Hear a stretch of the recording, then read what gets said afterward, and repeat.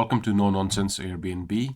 If you're looking to rent your property only for certain days in a year, there is a very easy way with which you can just block all the days by default, and then you can just go in and open the specific dates when you want to rent your property for. And in this video, I will show you exactly how you can do that in just under a few clicks. Try and do this from your computer because Airbnb phone app is not suited for things like this. Once you're logged into Airbnb, just click on switch to hosting on the top right section. That will take you to your hosting dashboard, and then click on calendar option here in the top menu. That will take you to your calendar view, and then click on your listing name on the left hand side. This will open up your property calendar. On the right hand side, you will see pricing and availability option. So click on availability. And as you scroll down under availability section, you will see this availability window option. Just click on that. And the option you want to choose is the last one, which is dates unavailable by default.